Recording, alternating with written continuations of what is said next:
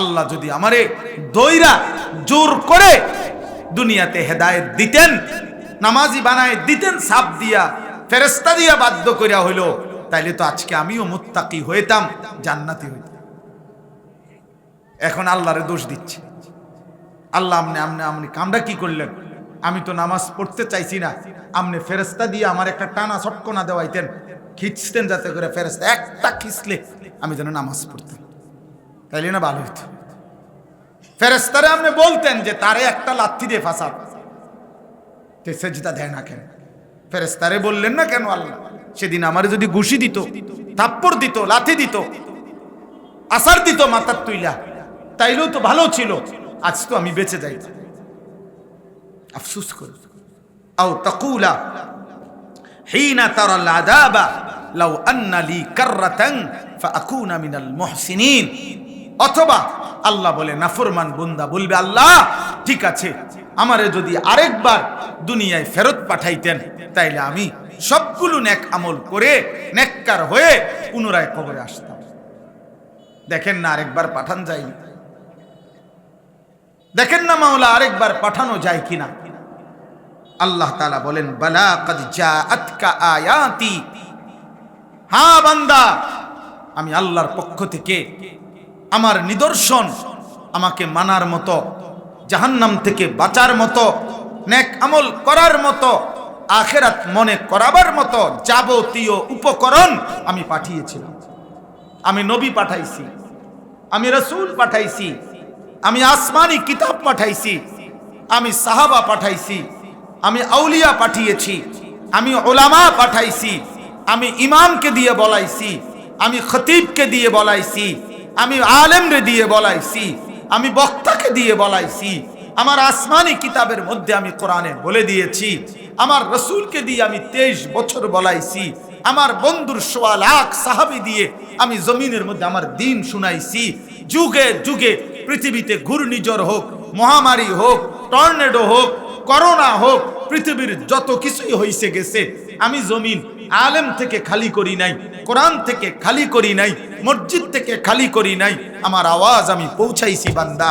ফাকাদ্দাবতা বিহা, তুমি প্রতিবার মিথ্যা মনে করেছো। ওয়াস্তাকবারতা, নাফরমান সেদিন দুনিয়ায় অল্প কিছুক্ষণের কয়টা ভাত মাছ খাইয়া অহংকার গাদ্দারি করেছিলি। ওয়াকুনতা মিনাল কাফিরিন, আমি আল্লাহর নাফরমানি করে দুনিয়ার মধ্যে কাটাইছিলি। আজ আমি আল্লাহ তোকে মাফ করব না, আমি তোকে জাহান্নামে দেব, জাহান্নাম, লা আমলা আন্না জাহান্নামা মিনাল জিন্নাতি ওয়ান নাসি আজমাইন। আজ আমি জাহান্নাম তোর মতো নাফরমান বেঈমান দিয়া আমি জাহান্নাম জিন আর মানুষ নিকৃষ্ট নাফরমান দিয়ে পূর্ণ করে দেব। এত খামখেয়ালি মনে করেন, বাতে তো খান আর কিতা, ফুলকপি আর পাতাকপি দিয়া আর কি। যুবক ছেলে তোমাদেরকে বলি, পরের নারী দেখো, উলঙ্গ ছবি দেখো, একটা মোবাইল ব্যবহার করার স্বাধীনতা পাইছো, এই তো আর কিছু তো না, এই আর কি 14,000 টাকা 20,000 টাকা দামের একটা মোবাইলের স্বাধীনতা। আরে অপদার্থ, তোর উপরে দুর্ভাগ্য যে তোর অশক্তি। নারী দেখো, ছবি দেখো, উলঙ্গ নাচ দেখো, এক ওয়াক্ত নামাজ পড়ো না, এরপরেও তোর মা তোকে ডাকে না, তোর বাবা তোকে ডাকে না, তোর সমাজ তোকে বলে না যে হাই যুবক তুমি কেন নষ্ট হয়ে যাচ্ছ, জাহান্নামের দিকে যাচ্ছ। এটা বদনসিব, বদনসিব, বদনসিব, তোর কপাল মন্দ, মন্দ, মন্দ বেটা, তুই দুর্ভাগা বেটা, দুর্ভাগা বেটা, বদনসিব বেটা, বদনসিব। হাজারো গুনার পরেও আহা তার কপালে একজন অভিভাবক জোটে নাই যে তাকে ফেরাবে। দুর্ভাগ্য তার, কিয়ামতের দিন সে কি পরিমাণ আফসোস করবে, আহা মাওলা আমি যদি একজন নেককারের সঙ্গী হইতাম। ইয়া লাইতানি কুনতু মাআহুম ফাফুজা ফাওজান আযীমা। আল্লাহ বলে, নাফরমান সেদিন বলবে, আল্লাহ আফসোস, আমি যদি একজন নেককার বান্দার সঙ্গী হতাম, তাইলে আজকে আমিও তো কামিয়াব হয়ে যেতাম। আল্লাহ কোরআনে বলে, নাফরমান বলবে, ইয়া ওয়াইলাতা লাইতানি ইত্তাখাযতু মা'আর রাসূলি সাবিলা। হায় আফসুস মন্দ কপাল, আমি যদি রসূলের আনুগত্য করতাম। আল্লাহ বলেন নাফরমান বলবে ইয়া লাইতানি লাম আত্তাখিজ ফুলানান খলিলা, হায় আফসুস আমি যদি অসৎ আর মন্দ লোককে যদি বন্ধু না বানাইতাম। ইয়াউমা তুকাল্লাবু ওয়ুজুহুহুমুন নার ইয়াকুলুনা ইয়া লাইতানা আতানা আল্লাহ ওয়া আতানার রাসূলা। আল্লাহ বলে জাহান্নামীকে জাহান্নামের আগুনে, ওফ, দুনিয়ার কড়াই আর উত্তপ্ত তেলের মধ্যে যেমনে মাছ, কই মাছ, তেলাপিয়া মাছ যেমনে এই পিঠ ওই পিঠ করে চাপ দিয়া দিয়া ভাজে, খোদার কসম আল্লাহ বলে নাফরমান তোর দুইটা গাল, তোর চেহারা জাহান্নামের আগুনে এরকম উলট পালট করে পোড়াইতে থাকবে। ইয়াউমা তুকাল্লাবু ওয়ুজুহুহুমুন নার ইয়াকুলুনা ইয়া লাইতানা আতানা আল্লাহ ওয়া আতানার রাসূলা। সেদিন নাফরমান প্রতি সেকেন্ড সেকেন্ড জাহান্নামের আগুনে চিৎকার করবে আর বলবে হায় আফসুস আমি যদি আল্লাহ এবং তার রাসূলের আনুগত্য করতাম, কত না ভালো হতো, কত না ভালো হতো। চলো বন্ধু, এজন্য বয়ান শেষ। আমি আসছি আমার ভাই আব্দুস সালাম ভাই, আমাগো বন্ধু মানুষ, একসাথে চলি ফিরি, তার মাদ্রাসা আমরা সব সময় আসা যাওয়া করি এদিকে। এই হিসাবে অল্প সময়ের জন্য আমি আসছি, আপনাদের কাছে দোয়া চাই আল্লাহ যেন ওনার মাদ্রাসা কবুল করে। মাদ্রাসার জন্য জায়গা ফিকির করছে, আল্লাহ তাআলা যেন আরো জায়গা মিলায়া দেয়, আল্লাহ যেন আসান করে দেয়।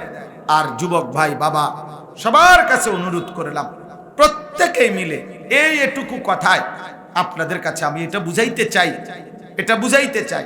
দেখেন আমি যে আয়াতটা পড়ছি এটার শুধু এই কথাটাই আল্লাহ বলছে, বন্ধু ইদা জাআ নাসরুল্লাহি ওয়াল ফাতহ, আপনি বন্ধু আজকে সেই 40 বছর থেকে আল্লাহ নবী সাল্লাল্লাহু আলাইহি সাল্লামের দাওয়াতের 21 বছরের কাছাকাছি সময় আল্লাহ তাআলা এই আয়াত নাজিল করে বলছে, বন্ধু আজ 21টা বছর আপনি কালেমার মেহনত করতেছেন, দ্বীনের মেহনত করতেছেন, মানুষকে আল্লাহর দিকে ডাকছেন। আমি আল্লাহ এখন আপনাকে বললাম আর অল্প কিছুদিনের মধ্যে আপনার কাছে চূড়ান্ত বিজয় আসবে, আমি আল্লাহর সাহায্য আসবে, মানে মক্কা বিজয় হবে। তো আপনি মনে রাখবেন, এরপরে দেখবেন গত 21 বছর আপনার হাতে কালেমা পড়ছে যতজন, 1 বছরে 6 মাসে 10 দিনে এর চাইতে বেশি দলে দলে দলে দলে লোক আল্লাহর দ্বীনের মধ্যে ঢুকবে। ওরাইতান নাসা ফি দীনিল্লাহি আফওয়াজা। আজ 21 বছর একজন দুইজন করে কালেমা পড়ছে, এবার মক্কা বিজয় হবে, আপনি দেখবেন আপনার কাছে দলে দলে মানুষ আল্লাহর দ্বীনে ঢুকছে। আপনার এই ধারাবাহিক মেহনত, আপনার এই কঠোর পরিশ্রম, আপনার এই রাত্র দিন কালেমার দাওয়াত, আজ 21 বছরের লাগাতার আপনার এই কষ্ট, ত্যাগ, তিতিক্ষা, আপনি তায়েফে রক্ত ঝরিয়েছেন, আপনি পেটে ক্ষুধার কষ্টে পাথর বেঁধেছেন, আপনি দান দান শহীদ করা রক্তে উহুদের প্রান্তরে আপনি বেহুশ হয়ে পড়েছিলেন, আপনার সাহাবীদের রক্তে জমিন লাল হয়েছে, আপনার সাহাবী বদরে শাহাদাত বরণ করেছে, আপনার সাহাবী উহুদে শাহাদাত বরণ করেছে, আপনার সাহাবী খন্দকে শাহাদাত বরণ করেছে। বন্ধু এই সব কিছুর বিনিময়ে আমি আল্লাহ আপনাকে বিজয় দেব, আপনাকে সফলতা দেব, চূড়ান্ত কামিয়াবি দেব। তবে শুধু আমি আল্লাহ বলতে চাই, আপনার ওই সুখের সময় আসতেছে, বিজয়ের সময় আসতেছে, সেই বিজয় পেয়েও আপনার দায়িত্ব ওই আগের মতোই, ফাসাব্বিহ বিহামদি রাব্বিকা ওয়াস্তাগফিরহু, আমার তাসবিহ পড়া, আমি আল্লাহর কাছেই ক্ষমা প্রার্থনা করা।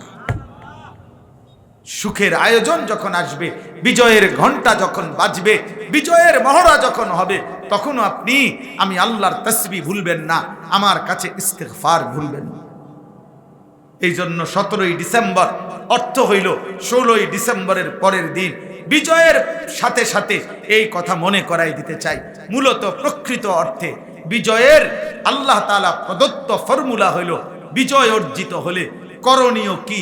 আল্লাহ বলেন আমার প্রশংসার বাক্য দিয়ে তাসবিহ পড়া আর আমি আল্লাহর কাছে ক্ষমা প্রার্থনা।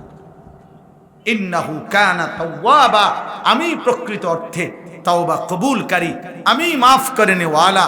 অতএব সুখে কিংবা দুঃখে বিজয়ে আল্লাহ তাআলার দেওয়া এটাই কথা। এজন্য আমরা সব সময় বলে আসছি যে যদি এই যে কোনো দেশে বিজয় বলেন বিজয় দিবস, তাহলে এই মুক্তিযুদ্ধে যত ইমানদার আল্লাহর দেওয়া জীবন দিছেন এই দেশ মাতৃভূমির জন্য, যেই ইমানদাররা, তাদের স্মরণে কিছু ছেলে মেয়ে 10 বছরেরই হোক 8 বছরেরই হোক কিছু ছেলে মেয়ে নাচবে, গান গাইবে, বাচ্চারা শহীদের স্মরণে। আপনার এইটা খোদার কসম, এটা ইনসাফ, বিবেকের এক ন্যূনতম কোন কাজ, কোন মনুষ্য কাজ এটা হইতে পারে না, অসম্ভব। লাশের স্মরণে মানুষ নাচে না, মৃত ব্যক্তির স্মরণে নাচে না মানুষ। মৃত ব্যক্তির স্মরণে গান হইতে পারে না, মৃত ব্যক্তির স্মরণে নাচ হইতে পারে না। মৃত ব্যক্তির স্মরণে দোয়া হইতে পারে, মৃত ব্যক্তির স্মরণে সিজদা হইতে পারে, মৃত ব্যক্তির স্মরণে আল্লাহর কাছে তার জন্য জান্নাতের উচ্চ মাকাম আশা করা যাইতে পারে, এটা চাওয়া যাইতে পারে। কিন্তু আমার বাবা মনে করেন মৃত্যুবরণ করছে, আপনারা আমার বাবারে ভালোবাসা নাচের আয়োজন করছেন, এটা বুঝি কথা হইল? অতএব আমরা এটাই বললাম, আজকে এতটুকু মনে করাইলাম, যদি আমরা যেই কোনো পারিপার্শ্বিকতার কারণে আমরা যদি আপনার কার্যক্ষেত্রে সেটা বাস্তবায়ন করতেও না পারি, কিন্তু হৃদয়ের মধ্যে যেন এটা থাকে যে মোমেনের বিজয় দিবস, মোমেনের স্বাধীনতা দিবস, মোমেনের যেই কোনো বিষয় দিবস বলেন আর রাত বলেন, যেই কোনো কিছু আল্লাহ তাআলার দেওয়া নিজামের মধ্যে আল্লাহর দেওয়া পদ্ধতিতে পালন করা, এটাই ঈমানের দাবি, এটাই মোমেনের দাবি। অতএব আজকে আমরা আমার এই মাতৃভূমির জন্য যে সমস্ত ঈমানদার জীবন দিয়েছেন তাদের প্রত্যেককে কৃতজ্ঞতার সাথে স্মরণ করে আমরা তাদের জন্য মাফ চাই। আল্লাহ যেন তাদেরকে মাফ করে দেয়, আল্লাহ যেন তাদের বংশধরকে ঈমানের দৌলত আখিরাতের নিয়ামত দান করে, আল্লাহ যেন এই মাদ্রাসা কবুল করে। আজকে আপনারা যারা এসেছেন আপনাদের প্রত্যেকের কাছে অনুরোধ, নিজের আখলাকের হেফাজত করেন, ঈমানের হেফাজত করেন, সেজদা ওয়ালা জীবন বানান। কিশোর ভাই, যুবক ভাই, নষ্ট হইও না আব্বা, নষ্ট হইও না। এই আমার শেষ কথা বাপ, নষ্ট হইও না। তোমার এই পৃথিবী নষ্ট মানুষকে, চরিত্রহীন মানুষকে, মদখোর, জুয়াখোর, নারী আসক্ত, জিনা ব্যভিচারের আড্ডায়, হারাম নারীর সাথে প্রেম প্রীত, এই অসভ্য সম্পর্ক করে যেই সমস্ত মানুষ জীবন পার করে, এই সমস্ত নষ্ট চরিত্রহীন হারামখোর নাফরমানকে পৃথিবী শ্রদ্ধার সাথে, ইজ্জতের সাথে স্মরণ করে না আব্বা। পাপীকে মানুষ সম্মানের সাথে স্মরণ করে না, পাপীর কোনো নাম থাকে না। এই জন্য ফেরাউন এই নাম পৃথিবীর মানুষ কোনো কুত্তার নামও রাখে না, নমরুদ এটা মানুষ কোনো কুত্তার নামও রাখে না, আবু জেহেল এটা মানুষ কোনো কুত্তার নামও রাখে না, আবু লাহাব এই নাম মানুষ কোনো কুত্তার নামও রাখে না, নাফরমানের নাম থাকে না। কিন্তু বেলাল কালো ছিল, নিগ্রু ছিল, আবিসিনিয়ার মানুষ ছিল, এক বেটার কৃতদাস ছিল, কিন্তু আল্লাহকে রাজি করেছে, রবের গোলামি করেছে। তো আল্লাহ তাআলার এই বান্দা বেলাল আজকে পৃথিবীর লক্ষ কোটি ইমানদারের সন্তানের নাম বেলাল। অতএব আল্লাহকে রাজি করো, হারাম থেকে বাঁচো, গুনাহ ছাড়ো। আল্লাহ তৌফিক দেন, কবুল করেন, আমিন। সুবহানাল্লাহ।